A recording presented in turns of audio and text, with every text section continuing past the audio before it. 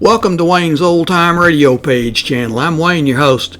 These programs are brought to you by support of our listeners. You can give your support at Patreon or PayPal, either one.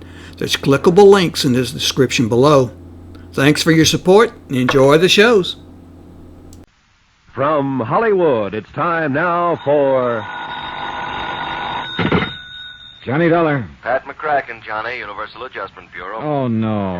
How are you, boy? Terrible. Goodbye. Huh? Johnny, what's the matter? Well, the last one you handed me was that phony spiritualist case, and it's still haunting me. Before that, it was Laird Douglas of Heatherscope. Oh, you made money on him, didn't you? Yeah. I nearly lost my mind. Well, all right, I've got one for you now that'll surely make you lose your mind. Johnny, come on over, huh? Okay.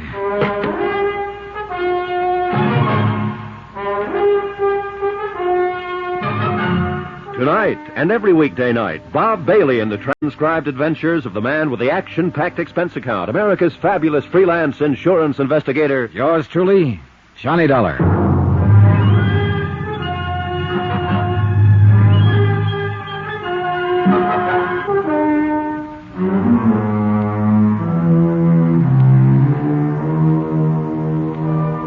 Expense account submitted by Special Investigator Johnny Dollar to the Lakeside Life and Casualty Insurance Company.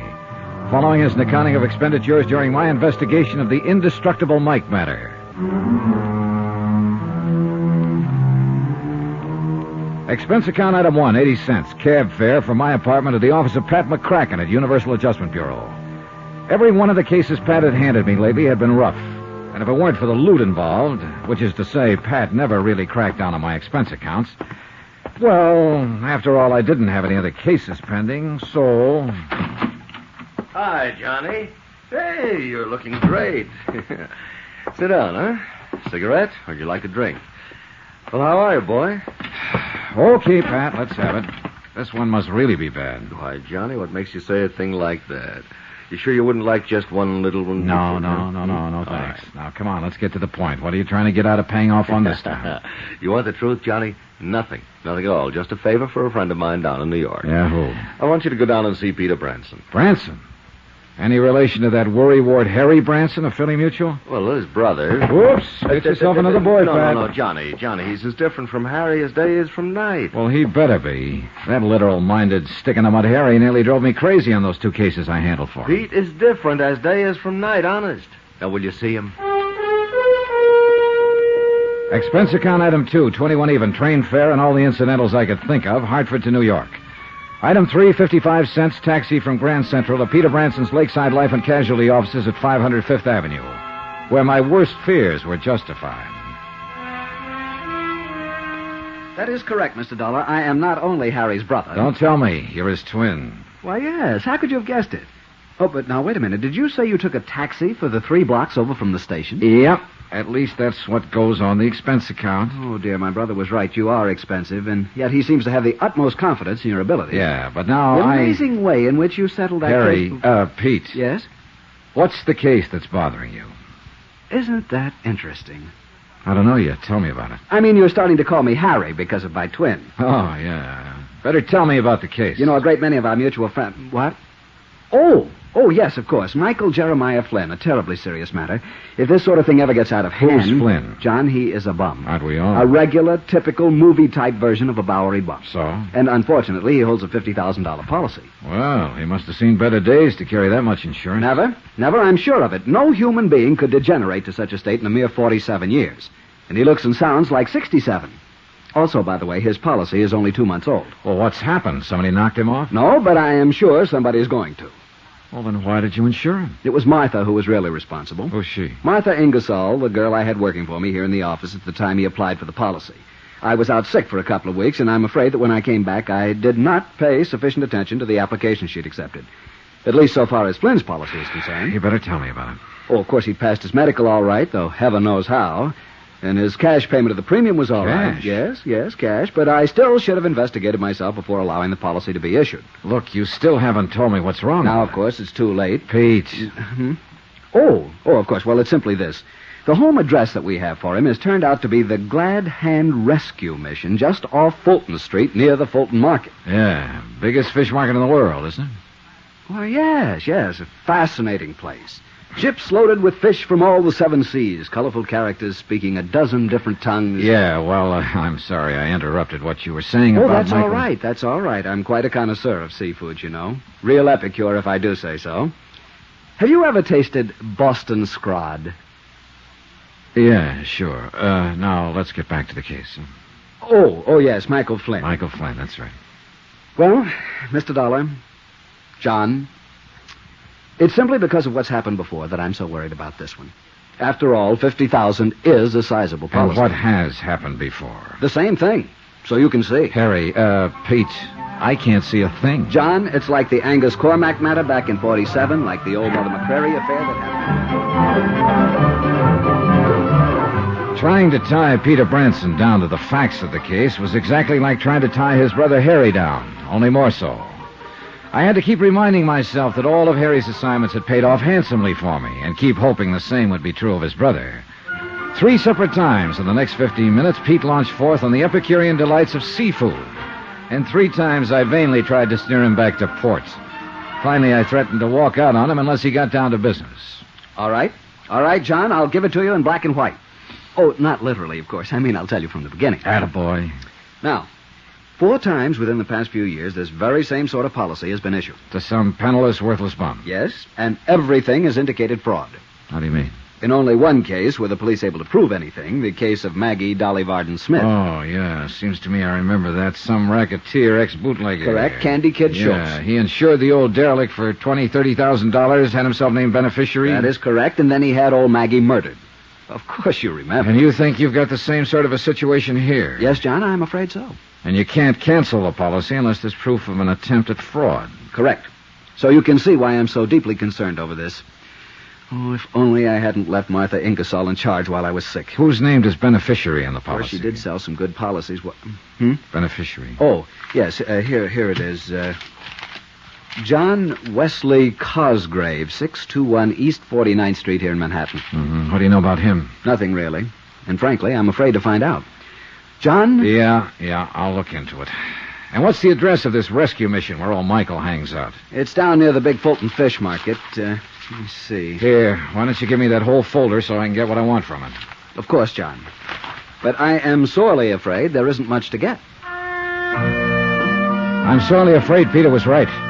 Fine, I had to start somewhere. Item 4, 280, taxi back to Grand Central to pick up the bags I'd parked there, and the same taxi to a slightly dingy little hotel a couple of blocks off Chambers Street on the Lower East Side.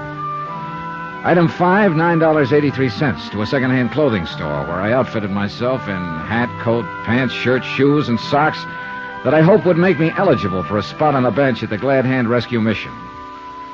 When I finally shuffled into the place, which looked more like a cheap flop house than a mission, I felt somewhat like a kid playing tramp at Halloween. Welcome, brother. Welcome to the mission. I'm Daddy Bill. Hi. The entrance to the soup kitchen is over at the side, you know.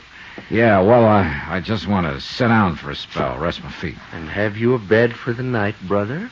Oh, who knows? I'll make out. Well, there's always room for one more, you know. Will you be here for our meeting tonight? Well, I don't know. You have an excellent singing voice, I can tell. Are you sure you don't want something to eat, my boy? No, I'm all right. Well, then, just sit and be comfortable and we can talk.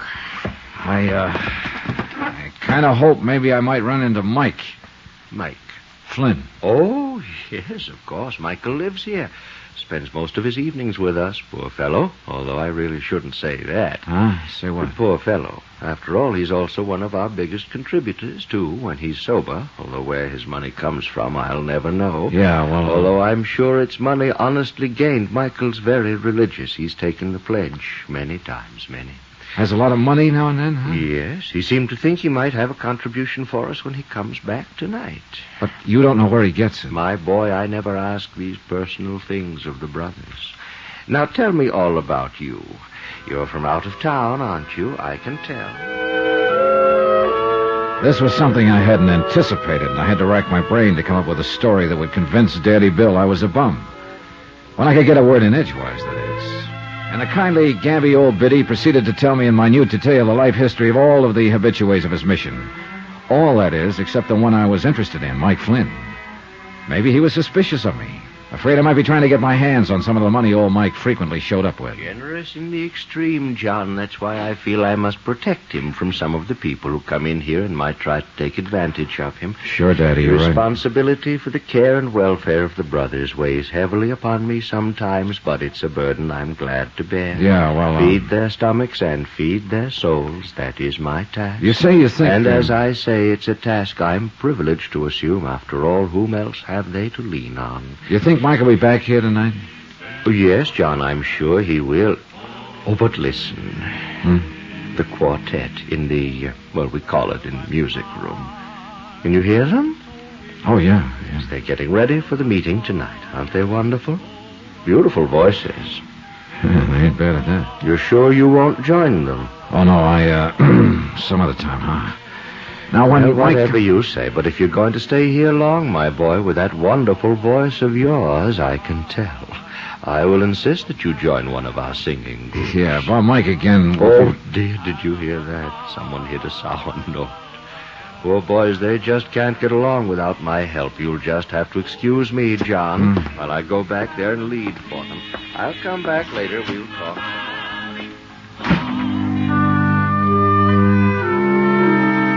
I don't know whether it was the overuse of steam heat in the battered old assembly hall of the mission, or having listened to 2 solid hours of Daddy Bill's talk about his boys. Whatever it was, I was tired.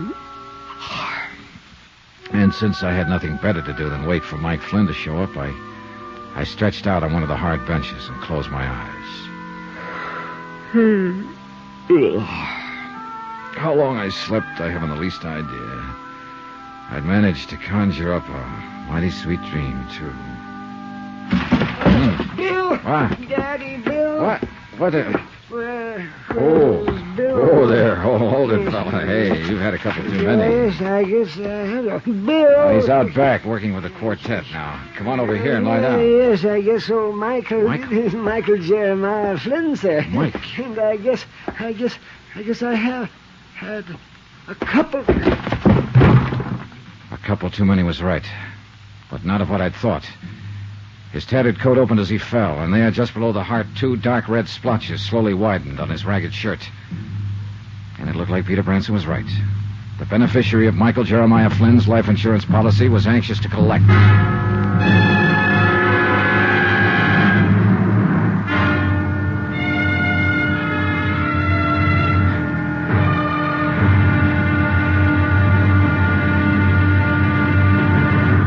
Now, here's our star to tell you about tomorrow's intriguing episode of this week's story. Tomorrow there's proof that life is a very tenacious thing, even in the broken body of a Bowery bum. Join us, won't you? Yours truly, Johnny Dollar.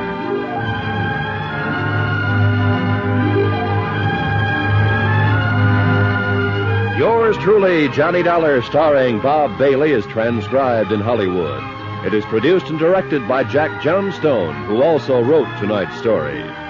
Be sure to join us tomorrow night, same time and station, for the next exciting episode of Yours truly, Johnny Dollar. Roy Rowan speaking.